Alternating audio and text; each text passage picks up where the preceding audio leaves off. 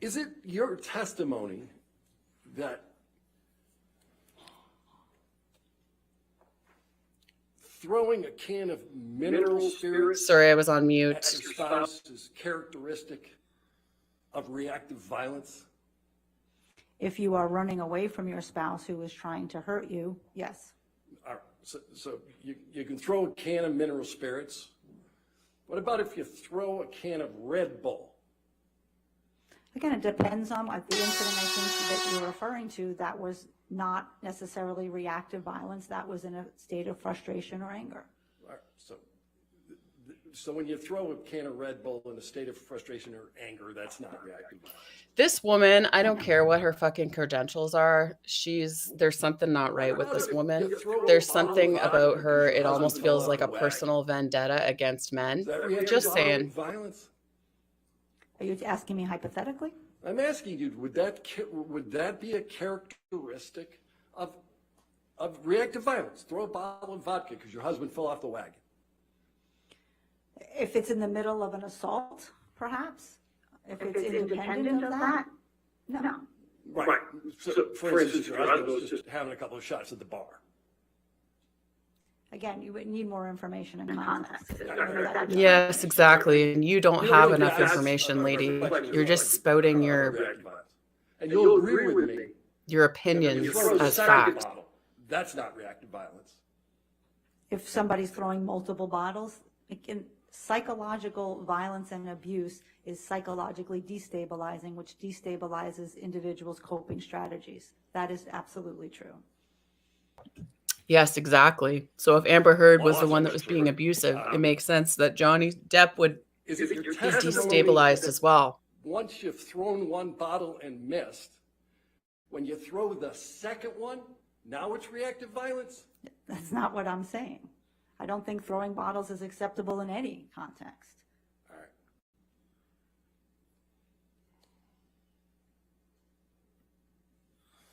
I'm really glad that her testimony is being challenged from yesterday, because she basically just very blatantly said that men were the ones that were abusers, point blank. I'm going to ask you about some of the testing that you did.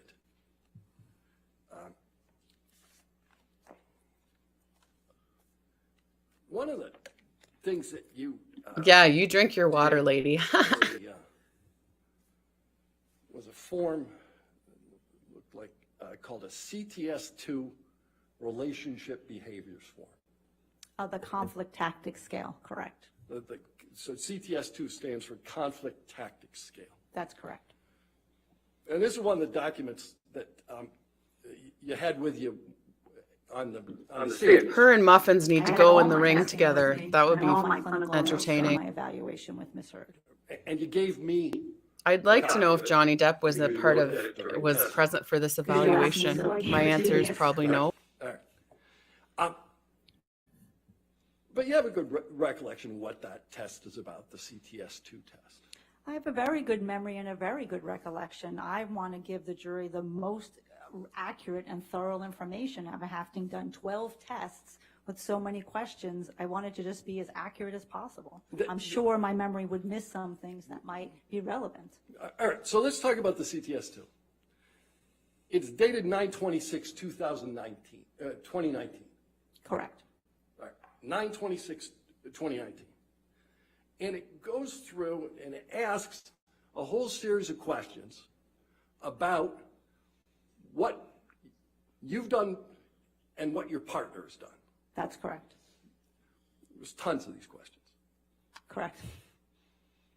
And every single one of those questions is preceded by the same question, right?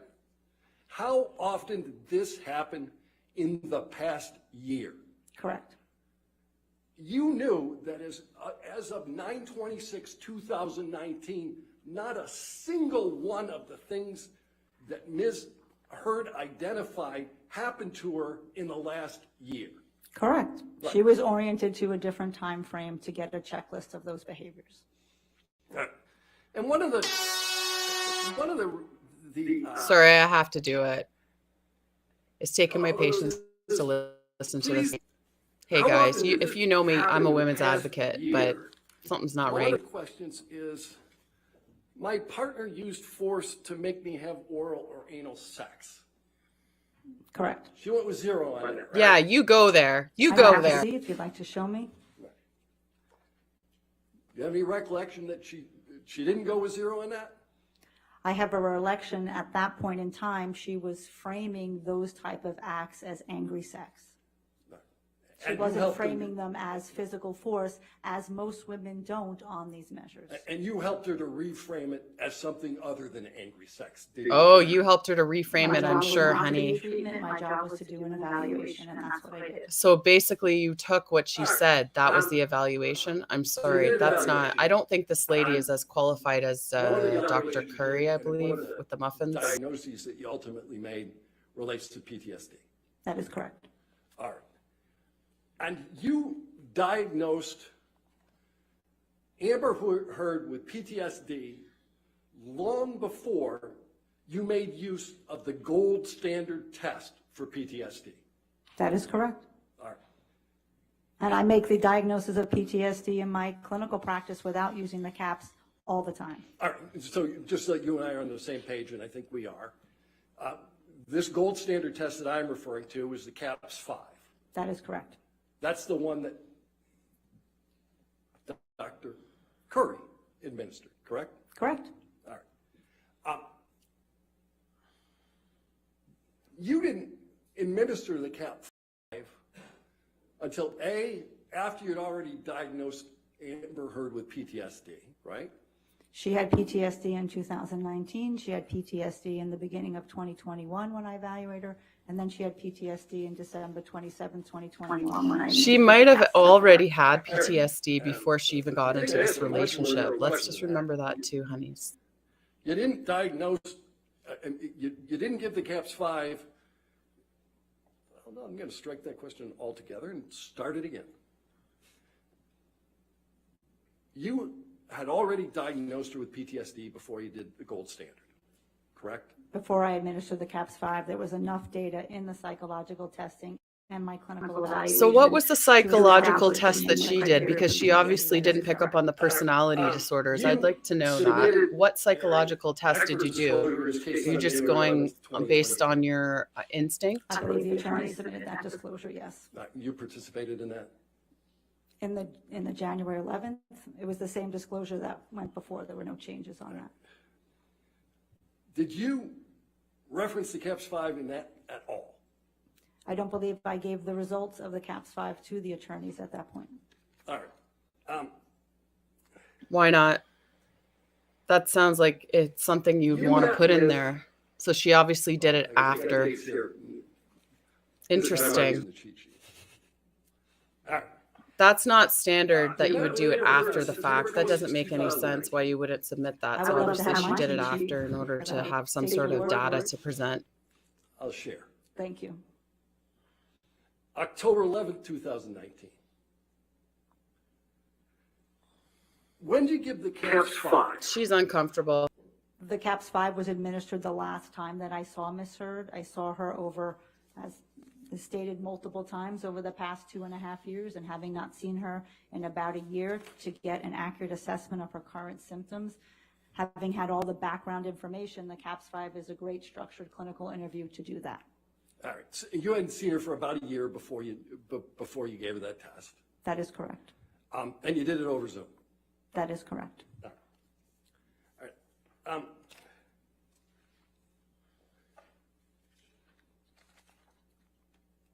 Why don't we pull up PX 1247?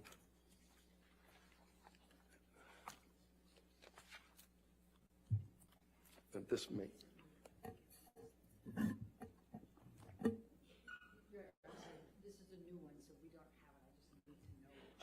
I'll get you that. Sure. It's just to the witness right now, so, okay. Okay. Sure. You can, Dr. Hughes, you can actually help with that question. This is like more than 20 pages long. Right? It's about 20 pages. Right. All right. Let's get a copy of it. This is a series of questions that you use to test for PTSD. Correct. And you recognize the first page, this is the first page that you filled out. That's your handwriting? That's correct.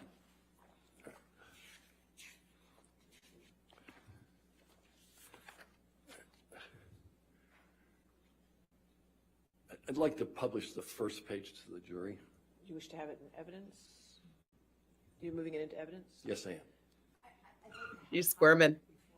He's just publishing the first page. Any objection to the first? Okay, first page in evidence? Right. I think in the future, they should, at a minimum, give us a copy of whatever they're putting in. Could you put your microphone on? I'm just having, I don't have the ability to scroll down, so I can't see the rest of this, and it's a brand new I'm sure they'll exhibit. get you a copy of it. Thank you. That's fine.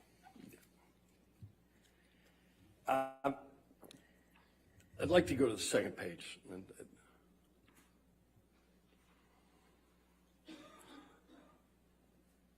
Can we put up the second page? Are you putting a second page into evidence? Not yet. This was done on December 27th, 2021, I'd like this the witness to test. see the second. The witness can see the second page. Thank you. This is the second page. This is instructions on how you do it. Correct. All right. And then we'll go to the third page. Let's let the witness see the third page.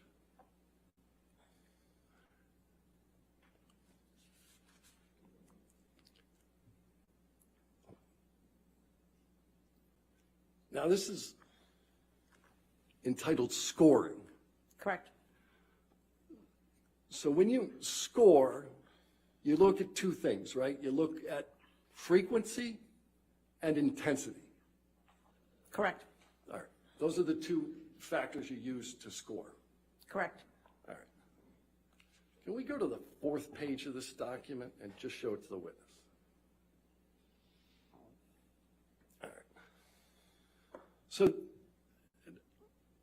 Dr. Hughes, this is the first page of the CAPS B where, other than the identifying information, where there's any input into the document, correct? The CAPS 5, you said the CAPS B? Yeah, I Okay, misspoke. yes. This is the criterion A, which means that in order to, as I said yesterday, to obtain a diagnosis of PTSD, you have to have sustained a very specific traumatic event. That's the first gate to get through the door.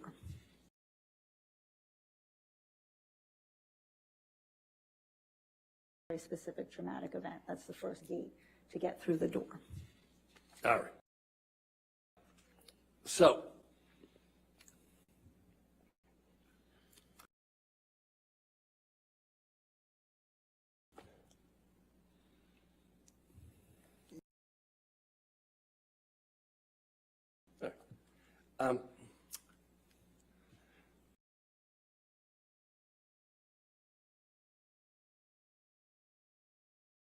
all right, so do you recognize the first page or the fourth page of this document?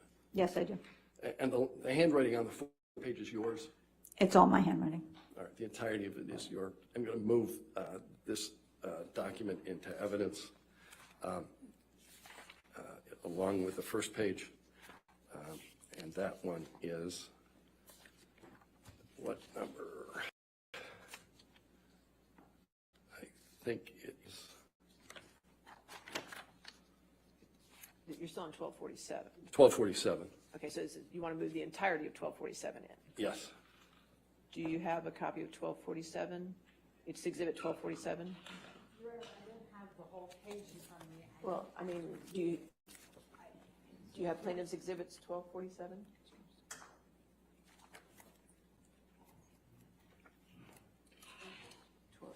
Plaintiff's 1247. Yeah, I don't have it either. Oh, it's defendants 1435. 1435. Defendants 1435.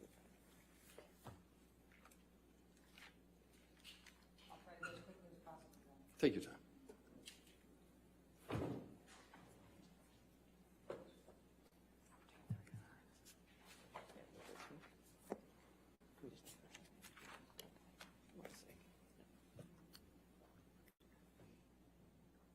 Did you want to take a look at the court's copy? Would that be easier for you?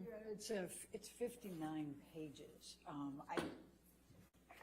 What is he moving in? I mean, I don't think. I we can think he's do a moving partial. in Are you moving the entire document in? Yeah, I'm going to move the entire document into evidence.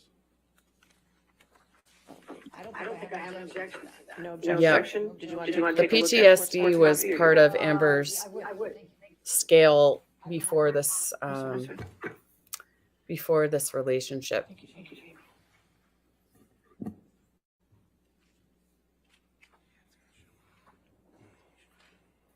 It's gonna show the evaluation too, right? No objection, no. All right, so even though. And it's a very subjective test. I'll read you the questions after. 1247 plaintiffs, correct? Yes, Your Honor. Thank you. Okay. Does your honor want to back up? I kind of need it. All right. Thank you. We'll just change the number on it. All right. So it's 1247, I said, okay, 1247 in evidence, plaintiffs 1247 in evidence, and now it can be published to the jury. Thank you. Why don't we publish the fourth page where we're talking about? All right. So what this references is the event you said was the worst, and what you have filled in here is 3 words. IPV by Johnny, right? Correct. All right. And then what happened is the next box, and you've not written a single thing in the box, right? Because I've already spent 20 some odd hours with Ms. Hurd, I know what goes in that box. If you look at the top, it says administer the life check checklist or an other structured trauma screen. That screen had already been conducted. Right, but there's a box on the gold standard test that asks what happened, and it says, how old were you? How were you involved? Who else was involved? Was anyone seriously injured or killed? Was anyone in life danger? And none of that information you provide in your analysis on the CAPS 5. Your honor, I hesitate to object, but that's very compound. It is. Okay, I'll sustain the objection if you want to rephrase. We can do it Okay. the slow way. The first question is, how old were you? All of the information that would go in that box is contained in my 80-plus clinical notes of my evaluation of Ms. Hurd up until this point. It would have been incredibly redundant to do that again here. But you knew other people would review this, didn't you? And I knew that they would have my clinical notes as well. Oh, so they're supposed to parse through your clinical notes so that they can figure out what you chose to be the anchoring event. I didn't choose to be the anchor. The client chooses to the anchor to identify what the worst event is for them. You wrote IPV by Johnny. That's what you determined to be the anchoring event. She does not like being called on this. She's pissed. I agree. There's nothing on there. This is what she. And it was done in 2021. I find that interesting too. But you provided no details with respect to it. There are a plethora of details in my 80-page is a handwritten, single-spaced clinical notes. Right. All right, let's go to the next page.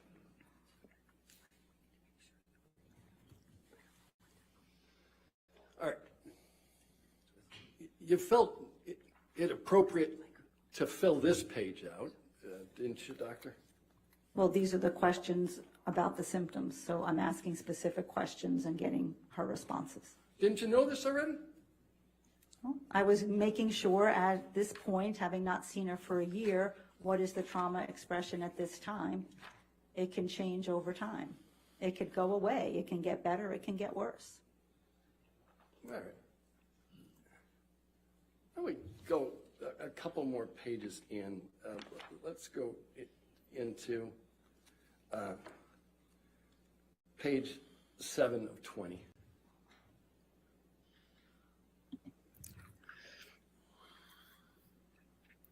Now, How dare you question my lack of documentation? Let's look at item 5. Details. You don't provide any indication of what kind of reminders trigger these reactions? She answered that on the previous questions. All right. And you didn't provide any answer as to how long does it take to recover? She has some difficulty recovering. Okay. These are all symptoms of a personality disorder as well, honey. Last month, number of times. Correct. And we talked about how these things are scored, and we looked at, you got to look at frequency and intensity, right? Correct. And you left the frequency box blank. Well, no, if she said several times a month, then that's what the frequency is. And you didn't fill that frequency box in at all. Because she told me it was frequently several times a month, which is one of the anchors in coding the CAPS. All right, let's look at the next one. The very next box. Again, this is scored by frequency and intensity. How often in the past month? Correct. Blank. Pardon? How often in the past month? You left that one blank again, right? She tells me it happens at least twice a week, so certainly I could multiply 2 times 4 and put in 8. And you certainly could have written the number 2. This was filled out very quickly, and It's happening 2 times a week. All right, so 2 times a week towards times the number of months. Now Very you got 2 defensive. digits instead of 1, right? That's all it took to write that down. This is in a 1-month period, so it would have been a 4-week period. All right, how often in the past month? That's what it says. Correct. You You said chose not months. to answer that question. Let's look at the next page. Again, scoring is frequency and intensity. How often in the past month? Again, you left it blank. If you look on the right-hand box, that is where we are indicating the frequency and the severity. If you can see where I circled moderates happening more than twice a month, that's where I am indicating the frequency of the symptom expression. Okay, but aren't you skipping a step? You're supposed to do intensity and frequency. And when somebody says it's happening more than twice a month, that is a frequency indicator. All right. Let's go to the next box. Again, we have, in the past month, how many of the important parts of event have you difficulty remembering? Number of important aspects. Didn't fill it up. Well, I listed 2 specific incidents of where she indicates she has important aspects that are missing. But all you had to do was put a number in here. You knew how to score this thing. Well, this measure actually doesn't get scored by the frequency. All right, you know something, you're right. Let's look at the next one. I know.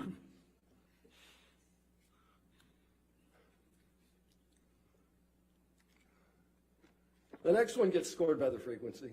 That's blank, right? PTSD symptom. Okay, let's go to the next one.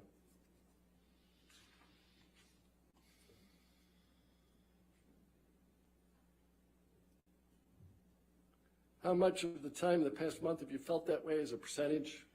Right. So as you can see, I circled 20 to 30% of the time. Right. It's just as I'm putting it on the right side in the box where I'm coding the instrument. We're going to talk about the right side in a minute. You took issue with the way that Dr. Curry did this test, didn't you? Correct. Dr. Curry is an expert on PTSD, not this lady. Your test, in every instance where you're asked the number of times and to fill in the blank, you leave it blank. They're on the right side of the document. All right. You want to talk about the right side of the document? Let's do that. This guy is being so patient and calm with her, and she's very defensive. After you did the CAPS 5 for the anchoring, the 3-word anchoring event, IPV by Johnny, you went back through again and said, maybe I should consider childhood trauma as well, right? I wanted to test for the limits and see at this point in time, Ms. Hurd had a child, and sometimes when people have children, their trauma gets evoked Is she having those symptoms as well? She already had, based on this instrument, the PTSD from the interpersonal violence. I wanted to see if there were any additional symptoms. All right. And you knew that she had had severe child abuse as a young person. That is correct. She grew up in a home full of heroin addicts, right? Opiate abuse, yes. Yeah. And there was IPV between her parents. Correct. All right. And so you wanted to make sure that there wasn't some impact with this childhood trauma in the diagnosis of PTSD. Yes. Right. And so you decided to give her the test again. Well, I didn't give it again, what's called testing the limits. I went back to some of the questions where she answered in the affirmative and said, and is this also happening vis-a-vis your childhood abuse? Are you also having intrusive thoughts and feelings about childhood? Are you avoiding thinking about things about childhood? Is that happening for you now as well? All right. So there are a series of notations on the right-hand side. Let's go to page 5 of 20 in the test. All right. Why don't we highlight the right-hand notations that start under the word childhood? All right. So the way you tested for childhood PTSD is to write a notation in the corner and answer a couple of questions. Same test. Well, I wasn't administering a whole CAPS again. What I was doing was seeing, as we know with people who have what we call polyvictimization or revictimization, someone could in fact meet criteria for the PTSD from the domestic violence, but then they're also experiencing some symptoms as a result of the childhood abuse. Both can occur. Right. But Mr. Depp isn't responsible for her childhood abuse. That is correct. Right. And the way you tested this childhood abuse PTSD is you made notations on the in the right-hand column of a form that you partially filled out for the IPV by Johnny, right? Well, I disagree with the partially filled out. The frequency was clearly filled out in the box where we score the CAPS. But yes, I did write about the childhood to the right of that box. Okay.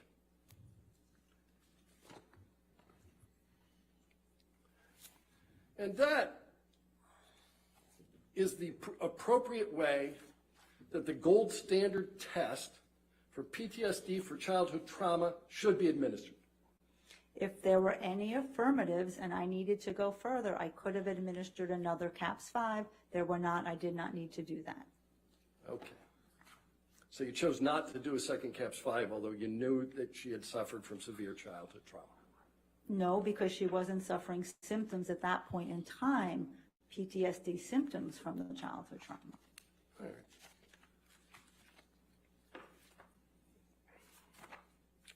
Mr. Dennison, are you moving to a different topic now? I am. Okay, all right, this might be a great time to take our morning break then. All right, ladies and gentlemen, we'll take our 15-minute break. Judge is like, Please I do not need a break discuss from cases. this. Anybody know doing outside research, okay? That woman is severely pissed and defensive, and she doesn't need to be. She's a professional, and she should have her work challenged. And I don't understand why the test was done in 2021. It feels like an add-on. I feel like from my observations of this lady compared to Dr. Curry, that Dr. Curry is going to be able to cross this lady's testimony and rebut it. And I feel like she's much more qualified. Yes. Dr. Curry, not this lady, is an expert in PTSD. I feel like this lady is just slap happy. Oh yeah, she's got PTSD, which, you know, Dr. Curry very clearly stated is the easiest thing to fake. And I can show the questions after this is done here to show you what the questions are like. They're very subjective. If they just tell me. To tell you the exhibit numbers, that's fine. We'll work through it, okay? Let's take a recess of 11:40 then, okay? Thank you, All right, Ron. back at 11:40.